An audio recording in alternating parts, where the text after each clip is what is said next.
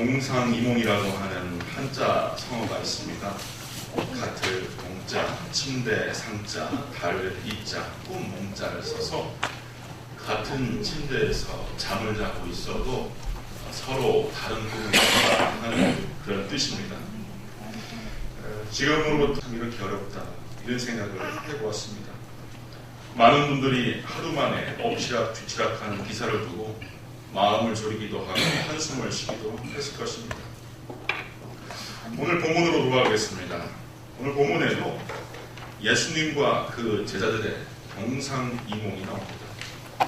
3년씩이나 예수님과 동행했던 제자들이 예수님께서 승천하시는 그 순간까지 각자의 꿈과 욕망과 바램을 붙들고 있는 모습을 우리가 보게 됩니다. 그런데 예수님은 마지막 순간 제자들과 면전을 두고서 말할 수 있는 마지막 순간에 가장 위대하고 중요한 사명을 그들에게 선언해 주시죠. 이것은 소위 대위임명이라고 합니다. 예수 그리스도의 그 위상, 또 입장, 또 그의 사명을 대신하여서 우리에게 임명시켜 주신다 하는 뜻에서 대위임명이다. 오늘 저와 함께 본문을 통하여서 하나님께서 교회를 두고 정하신 뜻이 무엇인지, 나를 향하여 정하여 두신 뜻이 무엇인지 그것을 좀 깊이 묵상하고자 합니다. 자칫 우리 성도가 잃어버린 사명이 무엇인지 그것을 회복하고 다시 한번 새겨보기를 바랍니다. 인간의 간절한 관심사가 예수님의 관심사와 같지 않은 경우가 있어요. 종종 있는 것이 아니라 자주 있는 것 같아 보입니다. 하나님, 나는 이렇게 살고 싶습니다. 나는 이런 걸 원합니다. 하나님, 이걸 좀 해주세요. 나의 관심사, 내가 바라마지 아니하는 가장 중요한 관심사가 있는데 하나님, 이걸 좀 봐주세요. 그런데 우리 하나님께서는 글쎄다, 나한테는 그게 관심사가 아닌데 하는 입장차가 있다는 거예요. 예수님을 마지막 보는 그 순간에 제자들이 예수님께 드렸던 질문은 6절에 주께서 이스라엘 나라를 회복하심이 이때니까 하는 거예요. 당시 시대적 배경으로 우리가 돌아가서 살펴보자면 지금 한국의 현실보다 더 비참한 현실에 이스라엘이 놓여 있습니다. 몇 차례입니까?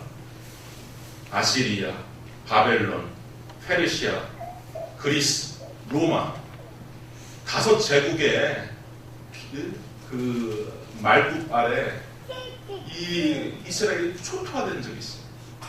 5제국 아래 식민지 치하에 무려 500년 이상 지금 신음하고 있는 상황입니다. 그때 당시 많은 유대인들은 메시아, 하나님의 성왕을 바라고 꿈꾸고 있는데 어떤 패권적인 정치적인 메시아를 그렇게 그려왔던 거예요. 이 지긋지긋하다. 이 종살이로부터 이 식민지 치하에서 우리를 해방시켜주고 자유케 해줄 수 있는 메시아가 도대체 언제 오느냐. 저 로마 사람들을 국경 밖으로 몰아내고 다윗이 넓혔던 그 위대한 이스라엘의 제국을 다시 회복할 때가 언제 올 것이냐. 이 꿈을 꾸고 우리들은 예수를 그리스도 메시아로 지목하고 3년을 쫓아다녔는데 왜 예수님께서, 부활하신 예수님께서 왕위에 오르지 않는 것일까? 예수님께서 보좌에 오르신다면 나는 이조판서, 자네는 병조판서, 우리 베드로는 영의정, 요한과 야고보는 각각 좌의정, 우의정을 할 텐데 언제 예수님께서 이 나라를 회복하실 것인가? 이 생각에 지금까지 이 생각을 가지고서 예수님을 지금 따라왔던 겁니다. 그렇지만 예수님께서 말씀하세요. 때와 시기는 아버지께서 자기의 권한에 주셨으니 너희가 알 바 아니다. 너희가 알 바 아니다. 이거 대단히 우리에게 충격적이고 도전적인 이야기가 될 수 있어요. 우리는 간절히 바람하지 않냐면 문제를 가지고 하나님께 나와 하나님 내 문제를 좀 풀어주세요. 내 입장을 좀 헤아려주세요. 했지만 하나님의 응답이 만약 이런 식으로 너희야 알 바 아니다. 그 문제는 너희야 알 바 아니다 라고 나오면은 참 상실감이 클 것 같습니다. 인간이 하나님 앞에서 가장 자주 저지르는 실수나 잘못은 우리가 쉽사리 이것은 하나님의 뜻이다라고 생각하는 겁니다. 하나님의 뜻이라고 하는 것을 쉽게 단정해서 이것이 하나님의 뜻이다라고 생각하는 거예요. 어떤 집사님이 주변에 돈 많이 번 지인이 있었는데 그 지인이라고 하는 사람이 소위 사행성 게임장을 운영해서 돈방석에 앉았어요. 그러면서 자네 내가 전폭적으로 지지해주고 내가 다 마련해줄 테니까 자네도 한번 그 게임장을 개업해보게 하면서 권유를 합니다. 집사님의 친구가 사행성 게임장을 개업하고 운영할 것을 제안을 한 거죠. 얼마나 돈 벌고 싶습니까? 요즘 세상에. 너무 돈 벌고 싶죠. 그래서 명색이 집사님이니까 기도에 들어갑니다. 나 하고 싶은데 기도에 들어갔어요. 기도 응답이 어떻게 나왔을까요? 자기는 어떤 게 기도 응답이라고 생각할까요? 그래 하나님께서 주황치고 해안하고 한번 그 게임장 한번 운영해봐라 이런 식으로 기도 응답을 받았다는 거예요. 욕망과 성입병을 가지고서 기도하면은 그 기도 응답은 이렇게 뻔합니다. 신앙생활을 우리가 가장 잘못하는 것은 내 욕심과 내 선입견을 하나님께 투사시키는 겁니다. 하나님은 이러한 하나님이라. 하나님의 뜻은 이러한 것이리라. 나를 향한 하나님의 원하심은 이러한 것이리라 해서 내가 하나님 편으로 내 생각, 뜻을 던져버려요. 그런데 그렇게 만들어진 하나님은 참 하나님이 아니라 우상일 수 있습니다. 되게 위험한 겁니다. 저 팔공산 그 갓바위가 우상이 아니라 그 석도나무에 앉아있는 그 분존물이 우상이 아니라 크리스찬들에게 있어서는 잘못된 하나님의 상이 우상일 수가 있어요. 왜 잘못된 하나님이냐? 내 욕심이 거기에 투사되거든요. 생동감 있고 살아 역사하시는 하나님은 어떤 하나님이냐면 나의 생각과 나의 판단과 나의 주의장을 왕창 깨시는 하나님이에요. 나의 생각과 나의 판단과 나의 선입견을 그걸 완전히 전복시키고 뒤집어 헤쳐버리는 분이 하나님이십니다. 그래서 우리가 하나님을 섬기는 게 쉽고 때로는 어려워요. 그리고 하나님과 우리 사이에 긴장됩니다. 긴장됩니다. 바른 신앙생활은 매일 회개입니다. 매일 회개. 이 회개라고 하는 헬라어는 메타노이아라고 하는 말을 쓰는데 두 가지 의미가 이 가운데 있습니다. 하나는 죄로부터 가던 길에서 돌이키는 것이 회개예요. 메타노이아. 죄를 짓고 있는 방향에서 돌이켜서 죄를 짓지 않는 방향으로 가는 것이 회개예요. 또 두 번째 메타노이아의 뜻이 무엇이냐면 하나님에 대한 인간의 잘못된 이해, 내가 갖고 있는 하나님에 대한 선입견을 이걸 놓아라, 이걸 깨뜨리라 하는 의미가 있어요. 그래서 우리가 도덕적으로 윤리적으로도 부단히 회개할 것 가지고서 회개를 해야 되지만 때로는 내가 믿는 하나님이 참 하나님이다, 내가 아는 하나님이 진짜 하나님이다 라고 하는 이런 생각들, 선입견들, 이것을 우리가 내어 던져야 하는 것이죠. 하나님께서 나를 향하여 그리고 하나님께서 교회를 향하여 바라시는 것은 전혀 딴판일 수 있다는 겁니다. 그것이 사실 하나님의 지혜를 의탁하여서 신앙생활하는 성도의 능력이자 축복이에요. 내 생각과 하나님 생각이 다르다라고 하는 이 사실이 축복이다라고 하는 이야기입니다. 하나님 생각과 내 생각이 같으면 우리가 하나님을 믿을 필요가 있겠습니까? 내 머리를 믿고 내 주먹을 믿고 살지 못하고 하나님을 믿겠습니다. 그래서 하나님의 인도하심은 많은 경우 의외의 성질을 가져요. 의외. 이사야 55장 7절 이하에 보면 악인은 그의 길을, 불의한 자는 그의 생각을 버리고 여호와께로 돌아오라. 그리하면 그가 긍휼히 여기시리라. 우리 하나님께로 돌아오라. 그가 너그럽게 용서하시리라. 이는 내 생각이 너희 생각과 다르며 내 길은 너희 길과 다름이라. 여호와의 말씀이라. 이는 하늘이 땅보다 높음 같이 내 길은 너희 길보다 높으며 내 생각은 너희 생각보다 높음이라. 하나님께서 교회와 성도에게 바라시는 것은, 가장 바라시는 것은 오늘 말씀을 의거하면 영원한 생명을 나누는 일입니다. 영생을 나누는 일. 구원의 기쁜 소식을 증거하고 전파하는 일. 8절에 보니까 그 문제, 이스라엘 회개 문제는 너희 알 바가 아니고 오직 너희가 집중하고 관심을 둬야 그것은 뭐냐면은 성령이 너희에게 임하실 터인데 그때 너희가 권능을 받을 것이고 예루살렘과 온 유대와 사마리아와 땅끝까지 이르러 내 증인이 되리라. 이 말씀을 마지막으로 하시고 제자들을 떠나셨어요. 우리 하나님께서도 우리 성자 예수님을 이 땅에 파송하시면서 가장 원하셨던 것이 우리 인간의 구원이었습니다. 인간의 구원. 요한복음 3장 16절에 하나님이 세상을 이처럼 사랑하사 독생자를 주셨으니 이는 그를 믿는 자마다 멸망하지 않고 영생을 얻게 하려 하십니다. 그 외아들 독생자를 이 땅에 보내주신 까닭은 모든 믿는 자로 하여금 멸망치 않고 영생을 얻게 하려 하십니다. 그게 목적이에요. 오직 교회를 두고 하나님께서 가장 원하시는 것도 마찬가지입니다. 우리 신자들이 예수 그리스도에 대한 증인으로서의 삶을 살아갈 때 하나님이 가장 기뻐하시는 거예요. 우리가 태연하게 하나님, 나를 두신 하나님의 뜻이 뭡니까? 내가 무엇해야 하나님을 기쁘시게 할 수 있는 겁니까?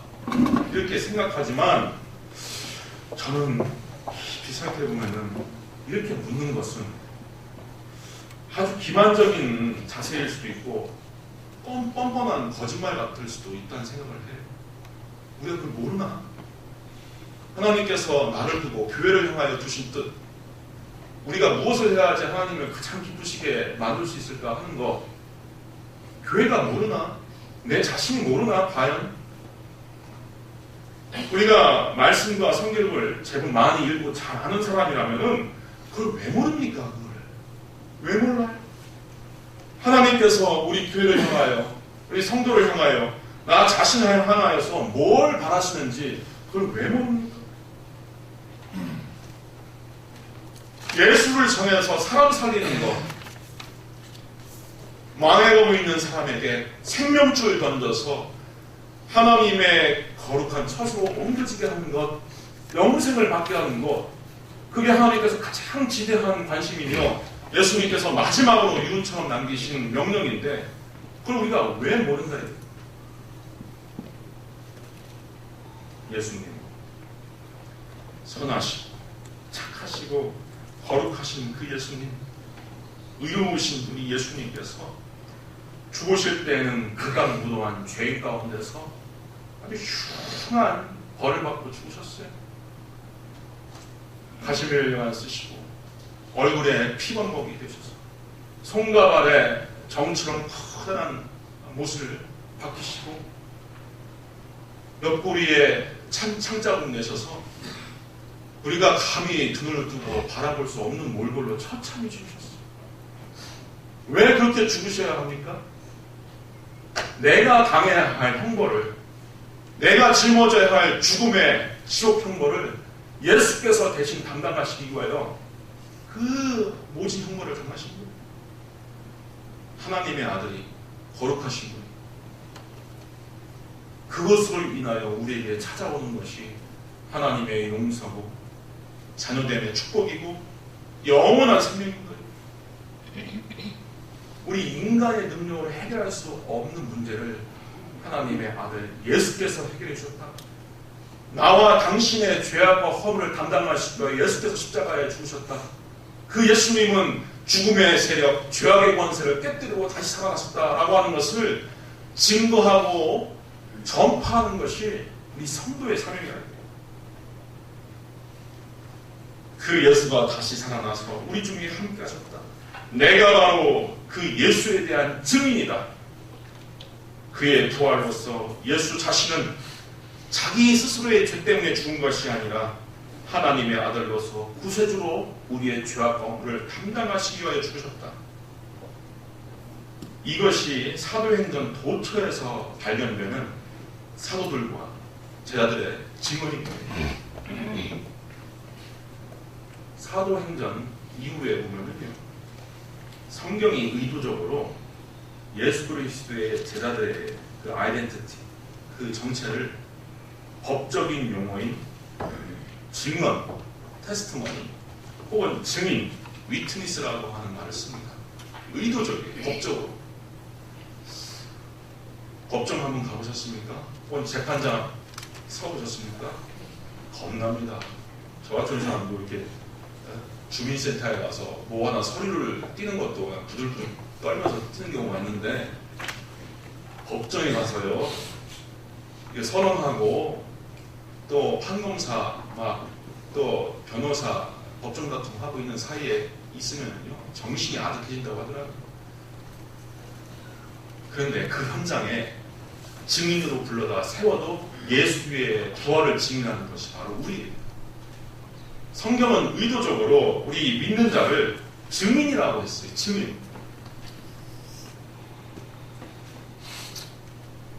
복음을 전한 자들을 전도자, 교사, 사신, 선지자 등등의 말을 쓸만도 할 터인데, 성경은 법적인 용어를 선택해서 우리는 예수에 대한 증인이며 우리의 사명은 예수의 대속과 예수의 부활의 증언이다 라고 하는 것을 우리에게 가르쳐주고 있는 것입니다. 우리의 증인으로서의 삶은요, 내 자신의 능력과 자격으로 감당할 때는 한계가 있어요. 이 가운데에서도 다른 사람들에게 아쉬움만 하지 못하는 분들 많이 계실 겁니다. 저도 그런 말 잘 못해요. 또 남이 듣고자 하지 않는 말, 구태여 내가 꺼내서 남의 심사를 불편하게 만드는 거, 그거 별로 좋아하는 사람 없을 거예요. 저도 그렇습니다. 좋은 게 좋은 거지, 서로 말을 섞어갖고 얼굴 빨개질 일이라면은 저는 그게 참 싫어요. 그래서 이런 측면에서 우리는 전도를 못할 때가 있어요. 야, 괜히 예수에 대한, 교회에 대한 이야기를 꺼내면 저 사람 싫어하는 거 아닌가. 그래서 우리에게 오시는 분이 바로 성령입니다. 성령이 우리에게 오시는 까닭은 예수 그리스도의 일을 연장시키기 위함입니다. 8절에 보면 오직 성령이 너희에게 임하시면 너희가 권능을 받게 되죠. 권능. 권능이라고 하는 말은 헬라어로 디나미스라고 하는 걸 씁니다. 디나미스. 요거를 성경 사전에서 찾아보면 여러 뜻이 있어요. 권세, 권능, 재능, 능력, 세력, 기적, 그리고 부유, 이런 뜻이 있습니다. 성령께서 우리에게 오시면 이러한 권세, 권능, 재능, 능력, 세력, 기적, 부유가 하나님의 이러한 것들이 따라온다는 거예요. 이것으로 인하여서 우리가 증인된 사명을 감당하는 거예요. 영어로 보면 스피리트라고 하는 말을 찾아보면 참 재밌어요. 그게 정신이라고 하는 말을 나타내기도 하는데, 좀 밑으로 가면요, 독주라고 하는 말이 있어요. 독주. 독한 숫자잖아요. 그걸 또 스피리트라고 해요. 초대교회 교인들이 성령 받고서 뜨겁게 기도할 때 그 외부인들이 그들을 보면서 나수에 취했다고 했어요. 나수에 취했다고 했어요. 수리라고 하는 게 묘한 게 있잖아요. 이 평상적이지 않은 행동을 하게끔 만들어요. 용기 있고 담대하게 만들기도 합니다. 그래서 많은 초대교회 교인들을 둘러싼 외부의 인들이 이 초대교회 교인들, 성령 충만한 교인들을 두고서 나수에 취했다라고 얘기합니다. 인간의 한계를 뛰어넘어서 하나님의 힘으로 활동하게 하신다라고 하는 약속이 우리에게 오신 성령 가운데 주어진 겁니다. 성령은 참으로 좋으신 영입니다. 예수도 우리 가운데 되었을 때 참으로 좋으신 분 아니었습니까? 우리를 복주시고 치유하여 주시고 살펴주시고 위로하여 주시고 친구되어 주시고, 그래서 예수님은 첫 번째로 오신 보혜사, 곁에서 돕는 자라고 하는 뜻에서의 보혜사예요. 그런데 예수님께서 뭐라고 말씀하시면 내가 하늘로 다시 아버지께로 가는 것이 너희에게 유일이다. 내가 아버지께로 가지 않으면 또 다른 보혜사가 너희에게 오지 않는다.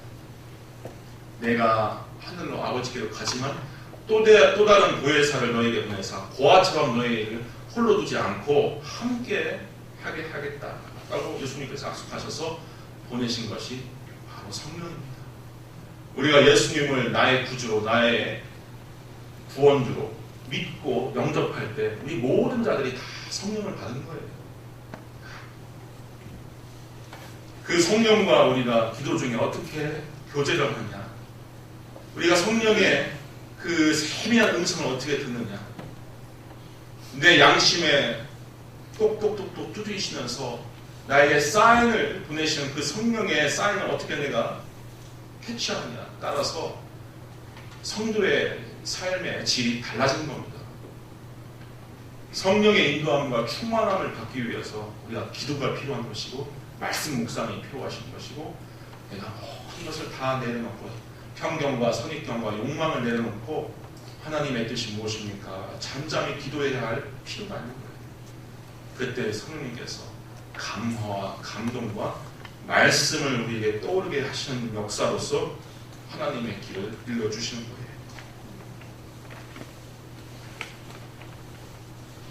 사도행전 3장에 보면은 성전 미문에서 한 하체 장애인이 걸식을 합니다. 구걸을 해요. 근데 이 하체 장애인, 이 거린을 두고서 베드로와 요한이 그게 어떻게 대우했는지, 어떠한 모습을 보였는지 하는 이 사건을 보면은 오늘날 우리 성도가 과연 무엇에 의탁하여 살아야 될지 큰 도전을 받게 됩니다. 베드로와 요한이 성전에 올라갔을 때 구걸하는 자가 있어요. 근데 베드로가 그것을 보면서 고쳐주고 싶은 거예요. 그래서 나를 봐라 했더니 이 거린이 지갑을 열어서 얼마나 주려고 하길래 자기를 뭐라 하는가 해서 쳐다봤어요. 그런데 이 베드로가 아주 당찬 얘기를 하잖아요. 은과 금은 나에게 없거니와 나에게 있는 것을 너에게 주노니 나사렛 예수 그리스도 이름으로 일어나 걸으라 라고 할 때 그가 발목과 발에 힘을 얻고 뛰어서서 걸으며 그들과 함께 성전으로 들어가면서 걷기도 하고 뛰기도 하며 하나님을 찬송했다라고 기록합니다. 우리 성도님들 가운데 돈에 의지하여 사신 분 계십니까? 권세에 의지하여 사신 분이 있습니까? 예쁜 외모에 의지하여서 사신 분이 있습니까? 다 소용없는 겁니다. 성도는 그걸 의탁해서 사는 것이 아니라 우리에게 오신 성령의 능력에 의탁하여서 봐라! 네가 원하는 돈과 금, 은 나는 없다.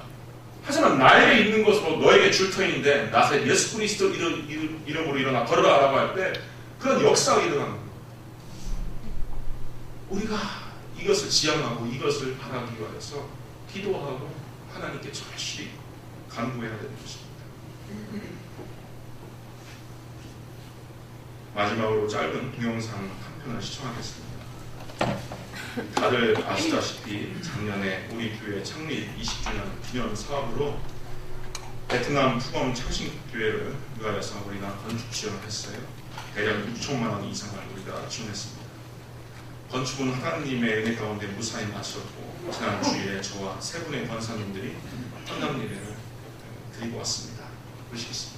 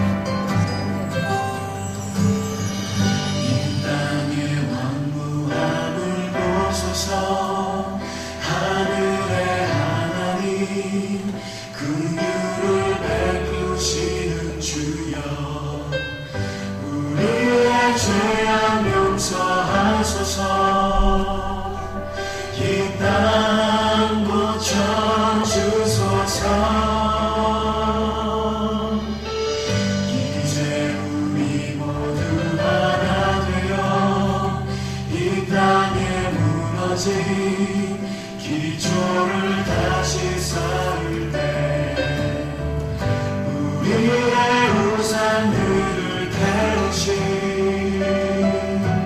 성령의 불이 마소서 구원의 불길 타오르게 하소서 주의 말씀이 감새롭게 하소서 은혜의 강물 흐르게 하소서 성령의 바람 이제 불어와 주의 영광 가득한 새날 주소서 주님 나라 이 땅에 임하소서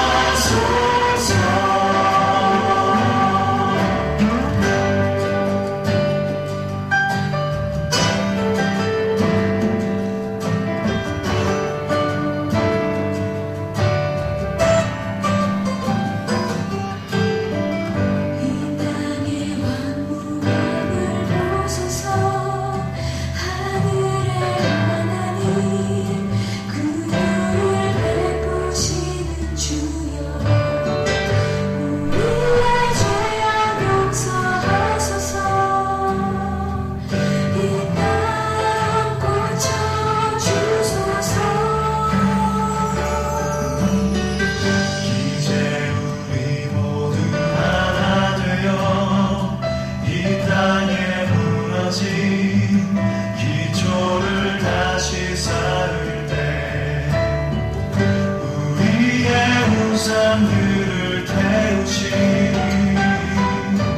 성령의 불이 마소서 구원의 불길 타오르게 하소서 주의 말씀이 감새롭게 하소서 은혜의 강물 흐르게 하소서 성령의 바람 이제 불어와 주의 영광 가득한 새날 주소서 주님 나라 이 땅에 임하소서 주의 영광 가득한 새날 주소서 주님 나라 이 땅에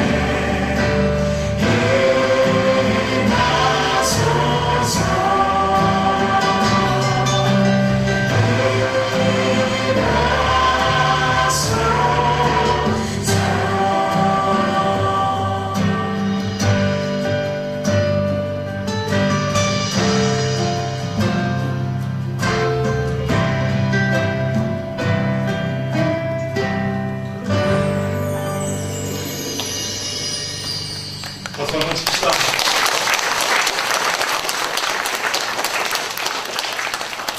우리 하나님께서 우리 창신교회를 들어서 이렇게 아름답고 위대한 사명을 이루게 하셨습니다.